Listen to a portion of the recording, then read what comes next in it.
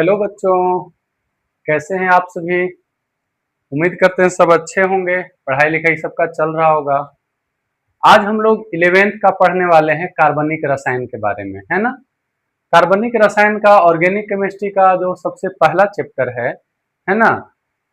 जो कार्बनिक रसायन है उसका मूलभूत अवधारणाएं एवं उसका जो तकनीक है, कुछ टेक्निक है, उसी के बारे में हम लोग पढ़ने वाले हैं। तो ये जो चैप्टर है मतलब पूरा ऑर्गेनिक अगर कहा जाए, और अभी तो बेसिक क्लास होने वाला है, ये 11th एंड 12th दोनों के लिए ही काफी महत्वपूर्ण है। क्योंकि ऑर्गेनिक में जब तक बेसिक आप नहीं पढ़े हुए हैं तब तक आगे समझ में आना मुश्किल है। जैसे मैथ आप लोग पढ़ते होंगे, मैथ में बताइए जिसको फॉर्मूला ही नहीं पता होगा वो न्यूमेरिकल बना पाएंगे?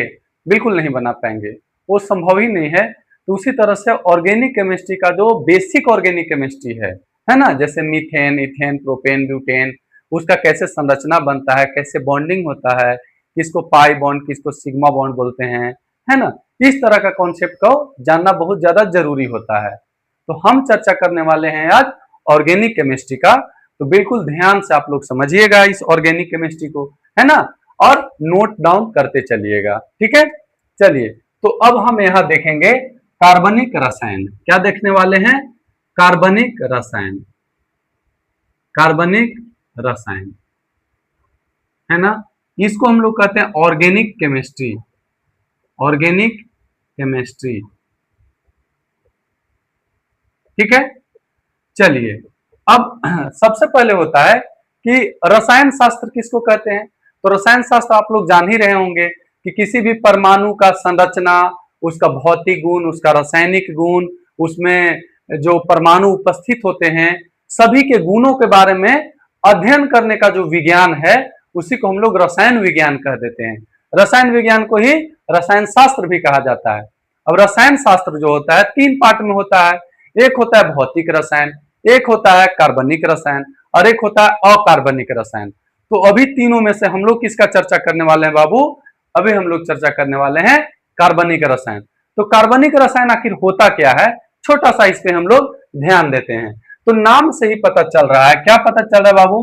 कार्बनिक रसायन। कार्बनिक रसायन मतलब वे रसायन जिसमें कार्बन के बारे में अध्ययन किया जाता है। देखें, नाम में ही है कार्बनिक रसायन। तो कार्बनिक रसायन किसको कहते हैं? वे रसायन जिसमें कार्बन एवं इससे बने यौगिकों के बारे में अध्ययन किया जाता है। तो हम लोग देख लेंगे कार्बनिक रसायन किसको कहते हैं। तो वे रसायन या फिर रसायन शास्त्र की वह शाखा, ठीक है, वैसे ही लिख देते हैं। क्या लिख देते हैं? रसायन शास्त्र की वह शाखा, है ना। रसायन शास्त्र की, रसायन शास्त्र की वह शाखा, है ना। रसायन शास्त्र की वह शाखा, रसायन शास्त्र की वह शाखा जिसमें किसका अध्ययन किया जाता है? जिसमें कार्बन, जिसमें कार्बन एवं कार्बन से बने यौगिकों के बारे में, कार्बन एवं कार्बन से बने यौगिकों के बारे में, कार्बन से बने यौगिकों के बारे में अध्ययन किया जाता है, अध्ययन किया जाता है,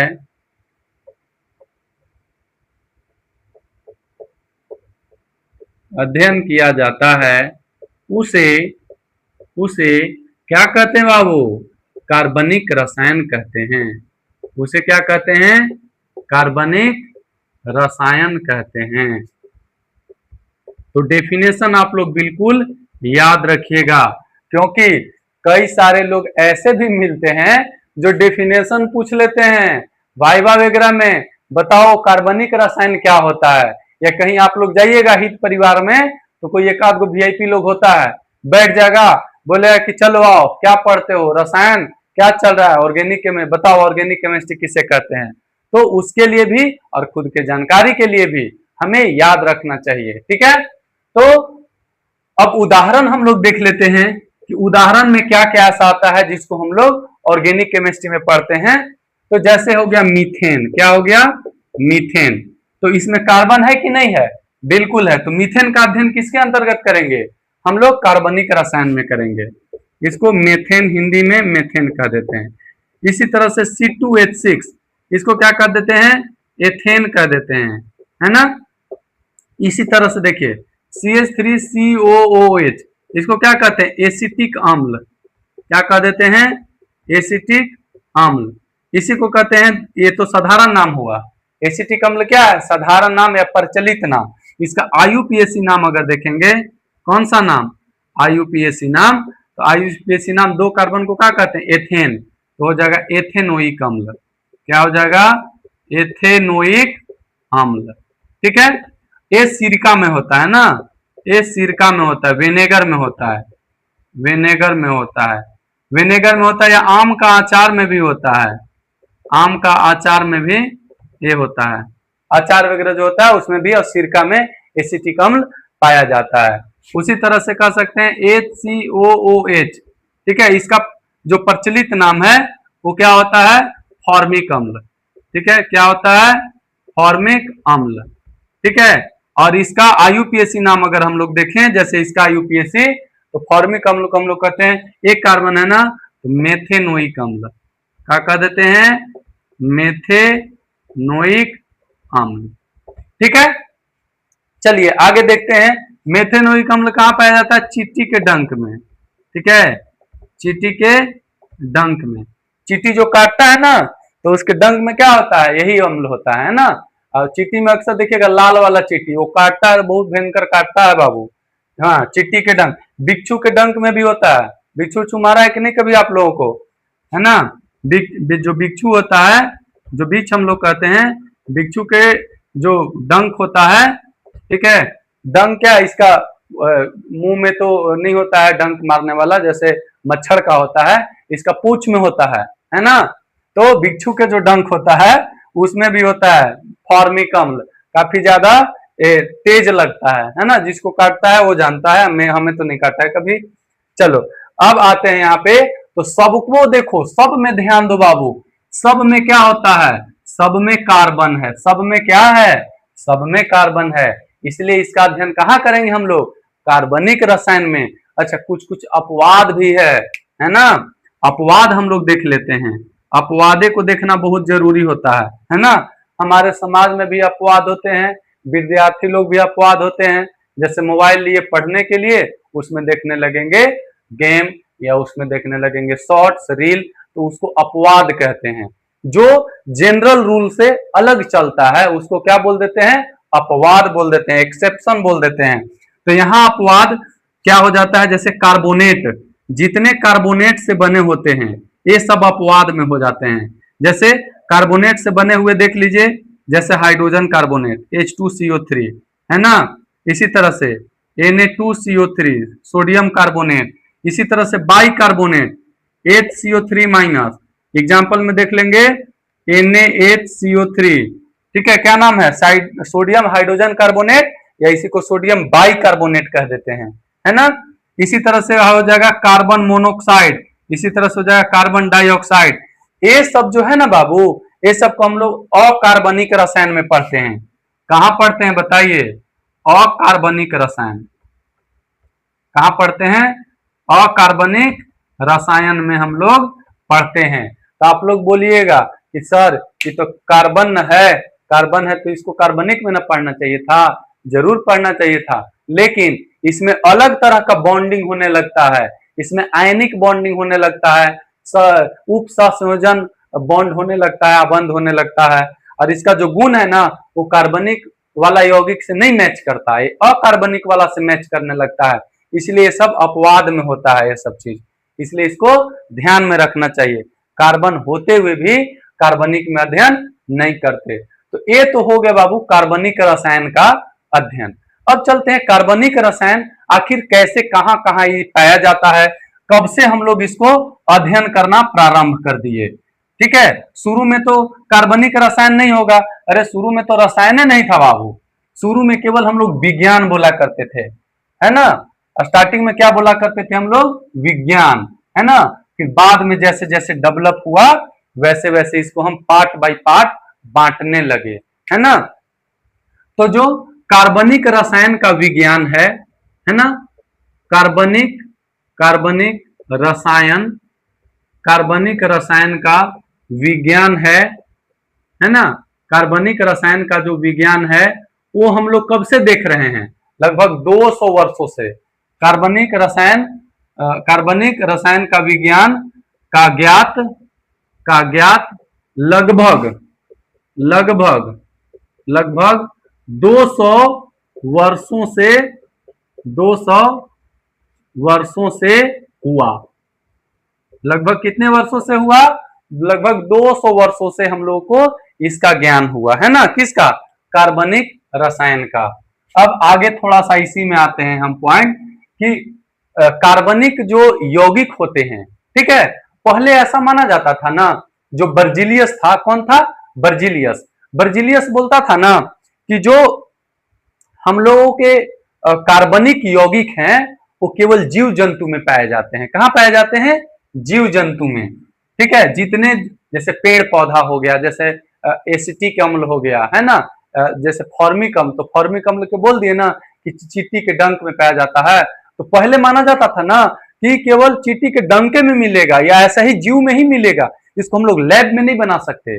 जैसे एसिटिक अम्ल हम लोग जान गए कि अचार में होता है, विनेगर में होता है, तो पहले माना जाता ना कि इसी से प्राप्त किया जा सकता है, ठीक है।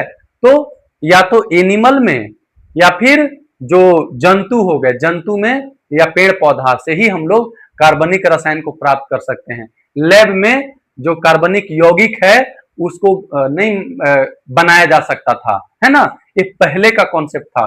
कौन दिया था, बर्जिलियस। कौन दिया था, बर्जिलियस। कौन दिया था, बर्जिलियस, है ना। तो इसी को कहते हैं बर्जिलियस का जैव शक्ति सिद्धांत। बर्जिलियस का जैव शक्ति सिद्धांत क्या बोलते हैं, बर्जिलियस का जैव शक्ति सिद्धांत, पहला बात, ठीक है, बर्जिलियस का जैव शक्ति सिद्धांत। तो बर्जिलियस का जैव शक्ति सिद्धांत क्या बोलता है, तो बर्जिलियस बताया कि कार्बनिक यौगिकों को हम लोग किससे प्राप्त कर सकते हैं, बस जो जीव हुआ, जैसे पेड़ पौधा भी जीव और जो एनिमल हुआ, जानवर हुआ, वो भी जीव, है ना। तो जैव शक्ति का सिद्धांत क्या हुआ, तो बोलता है इस सिद्धांत के अनुसार, इस सिद्धांत के अनुसार, इस सिद्धांत के अनुसार कार्बनिक यौगिकों को, कार्बनिक यौगिकों को, कार्बनिक यौगिकों को केवल जंतुओं तथा पौधों से ही प्राप्त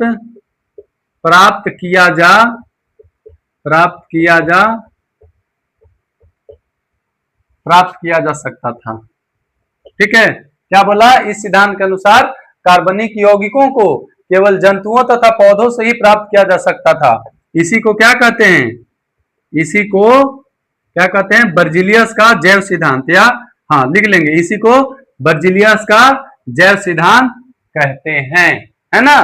तो ये बर्जिलियस समझ में आ गया। अब इसी को तोड़ने के लिए, इसी को फॉल्स साबित करने के लिए आया एफ होलर। कौन आया, एफ होलर, है ना। तो अगला हम लोग लिखेंगे एफ होलर का सिद्धांत, एफ होलर का सिद्धांत, एफ होलर का सिद्धांत, है ना।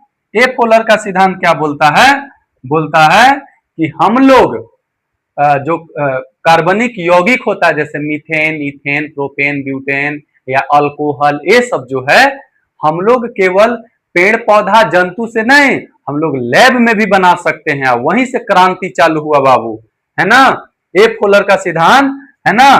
क्या बोला, सबसे पहले अमोनियम साइनेट लिया, देखो ये क्या लिया, NH4CNO लिया। एफ होलर का किया, देखो अमोनियम साइनेट लिया। अमोनियम साइनेट लेके इसको गर्म किया, अमोनियम साइनेट लेकर के क्या किया, गर्म किया, तो यहां से बन गया यूरिया।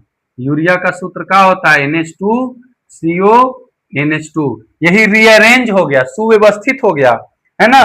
जैसे N देखो, N दूगो है, यहाँ भी N दूगो है, हाइड्रोजन 4 गो है, 2 और 2 4 गो है, कार्बन ऑक्सीजन, कार्बन ऑक्सीजन, यही क्या हुआ, ये रीअरेंज हुआ। अब इसको क्या कहते हैं, यूरिया, क्या कहते हैं, यूरिया, है ना। तो लैब में पूछेगा कि लैब में सबसे पहले बनाया गया कार्बनिक रसायन क्या है, तो यह है यूरिया। यूरिया क्या चीज है, स्टार मार के लिख लेंगे कि लैब में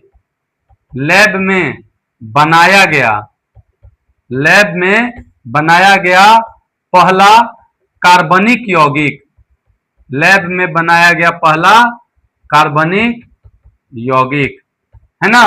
ये क्या है, लैब में बनाया गया पहला कार्बनिक यौगिक है, ठीक है। किसी को कोई दिक्कत यहाँ पे नहीं होना चाहिए। फोलर जो है ये कब आया था, तो 1828 में।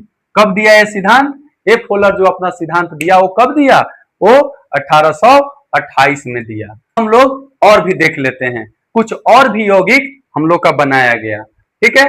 कौन कौन यौगिक बनाया गया, जैसे यहीं पे मीथेन का खोज किया गया, किसका, मीथेन का खोज किया गया। दूसरा किसका खोज किया गया, ऑक्सीजन का खोज किया गया। तो ये आप लोग दोनों लिख लीजिएगा, होमवर्क, क्या करिएगा, होमवर्क आप लोग।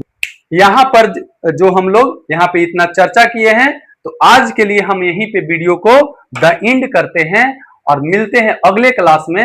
और अगले क्लास में हम लोग पढ़ेंगे कि इसके बाद जो है हाइब्रिडाइजेशन वगैरह का चर्चा कर लेंगे, है।